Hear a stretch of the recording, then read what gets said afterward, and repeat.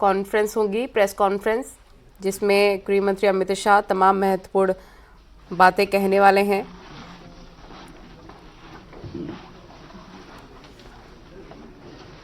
JP Nadda भी उनके साथ में मौजूद हैं। देखना महत्वपूर्ण होगा कौन कौन सी महत्वपूर्ण बातें आज केंद्रीय गृह मंत्री अमित शाह आज प्रेस कॉन्फ्रेंस के दौरान कहेंगे। आज हम लोगों के मध्य देश के यशस्वी गृह सहकारिता मंत्री श्री अमित शाह जी प्रेस वार्ता को संबोधित करेंगे। इस अवसर पर हम लोगों के मध्य भारतीय जनता पार्टी के यशस्वी अध्यक्ष और एवं देश के स्वास्थ्य मंत्री आदरणीय जगत प्रकाश नड्डा जी हम लोगों के मध्य हैं। संसदीय कार्य मंत्री आदरणीय किरण रिजिजू जी हम लोगों के मध्य हैं। देश के वाणिज्य मंत्री आदरणीय पीयूष गोयल जी हम लोगों के मध्य हैं। सूचना एवं प्रसारण मंत्री आदरणीय अश्विनी वैष्णव जी हम लोगों के मध्य हैं। मैं आदरणीय अमित शाह जी से आग्रह करूंगा कि वो प्रेस को संबोधित करें। मित्रों, आज की प्रेस वार्ता में आप सभी का स्वागत है। विगत सप्ताह में संसद में लोकसभा और विधानसभा, राज्यसभा दोनों जगह संविधान को स्वीकार किए हुए 75 साल के मौके पर संविधान की रचना, संविधान निर्माताओं का योगदान और संविधान में प्रस्तावित किए गए आदर्शों पर एक गौरवमयी चर्चा का आयोजन संसद के द्वारा किया गया। वो चर्चा में 75 साल की देश की गौरव यात्रा, विकास यात्रा और उपलब्धियों की भी चर्चा होनी थी। ये तो स्वाभाविक है कि जब लोकसभा में, राज्यसभा में पक्ष और विपक्ष होते हैं तो हर मुद्दे पर लोगों का नजरिया अलग अलग होता है, दलों का नजरिया अलग अलग होता है, वक्ताओं का नजरिया अलग अलग होता है। मगर संसद जैसे देश के सर्वोच्च लोकतांत्रिक फोरम में जब चर्चा होती है तब इसमें एक बात कॉमन होती है कि बात तथ्य के आधार पर होनी चाहिए और बात सत्य के आधार पर होनी चाहिए। कल से कांग्रेस पार्टी ने जिस तरह से तथ्यों को तोड़ मरोड़ कर रखने का प्रयास किया है, ये अत्यंत निंदनीय है और मैं इसकी निंदा करना चाहता हूं। ये क्यों हुआ?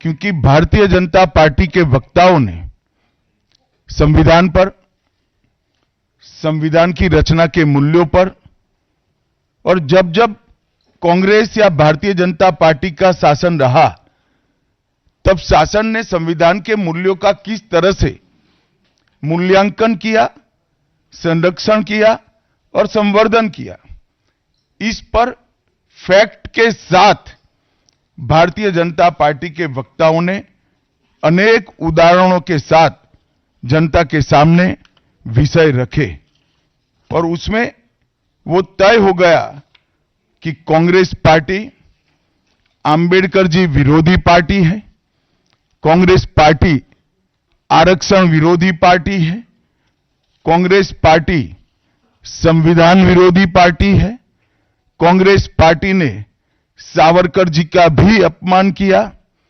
कांग्रेस पार्टी ने आपातकाल डालकर संविधान के सारे मूल्यों की धज्जियां उड़ा दी, नारी सम्मान को भी सालों तक दरकिनार किया, न्यायपालिका का हमेशा अपमान किया, सेना के शहीदों का अपमान किया और भारत की भूमि तक को संविधान तोड़कर विदेशी देशों को देने की हिमाकत कांग्रेस पार्टी के शासन में हुई।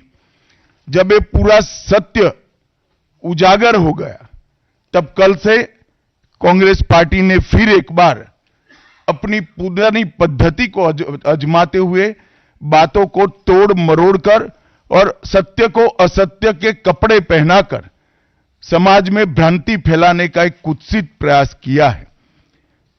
संसद में जब चर्चा हो रही थी, ये सिद्ध हो गया कि बाबा साहेब आंबेडकर का कांग्रेस ने किस तरह से पुरजोश विरोध किया था। बाबा साहब के न रहने के बाद भी किस प्रकार से कांग्रेस ने बाबा साहब को हाशिए पर ढकेलने का प्रयास किया। जब संविधान सभा अपना काम कर चुकी, चुनाव हुआ 1951-52 में और 54 में, दोनों बार कांग्रेस ने बाबा साहब को हराने के लिए कोई कसर नहीं छोड़ी। यहां तक कि फ्रेंडली चुनाव होता है, स्पिरिट वाला चुनाव होता है, ऐसा चुनाव भी नहीं था।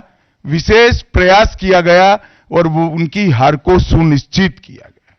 जहां तक भारत रत्न देने का सवाल है, कांग्रेस के नेताओं ने कई बार खुद ही अपने आप को भारत रत्न दिए हैं। 55 में नेहरू जी ने खुद को भारत रत्न दे दिया, 71 में इंदिरा जी ने खुद को भारत रत्न दे दिया और 1990 में बाबा साहब को भारत रत्न तब मिला जब कांग्रेस पार्टी सत्ता में नहीं रही और भारतीय जनता पार्टी के समर्थन वाली सरकार थी। 1990 तक कांग्रेस पार्टी बाबा साहब को भारत रत्न न मिले इसका बड़े जतन से प्रयास करती रही, यहां तक कि बाबा साहब की जयंती को भी, 100वीं जयंती को भी मनाने का मना ही कर दिया गया। नेहरू जी की आंबेडकर जी के प्रति नफरत जग जाहिर है। नेहरू जी की खुद की किताब selected works of Jawaharlal Nehru second series volume 16, इसके भाग 2 की पृष्ठ संख्या 532 पर एक पत्र का उल्लेख है। जब बीसी राव ने नेहरू जी को पत्र लिखकर कहा कि आंबेडकर जी मंत्रिमंडल से इस्तीफा देकर जाने का मन बना रहे हैं, तब नेहरू जी का ये जवाब था, आंबेडकर के जाने से मंत्रिमंडल में कोई फर्क नहीं पड़ने वाला है। आंबेडकर जी के महान योगदान का मूल्यांकन जवाहरलाल जी किस तरह से करते थे, इससे बड़ा कोई उदाहरण नहीं हो सकता। जब पंडित जी की एक और किताब को पढ़ते हैं, लेटर टू चीफ मिनिस्टर में एक उल्लेख है, बंबई के मेयर ने एक पत्र में बाबा साहब के आंबेडकर के जन्मस्थान महू में उनका स्मारक बनाना चाहिए, ऐसा सुझाव दिया। 18 जून 1959 को पंडित जी ने कहा, सरकार के लिए स्मारक स्थापित करना बिल्कुल सामान्य बात नहीं होगी। आमतौर पर स्मारक निजी पहल से किया जाता है। अपने परिवार के चाहे कोई भी सदस्य हो, नेहरू जी हो, इंदिरा जी हो, संजय गांधी हो, राजीव गांधी हो, कई सारे लोगों के लाखों स्मारक देश के अंदर बनाने वाले परिवार के मुखिया कहते हैं कि आमतौर पर निजी पहल पर स्मारक बनाया जाता है, क्योंकि ये स्मारक बी आर आंबेडकर जी का था।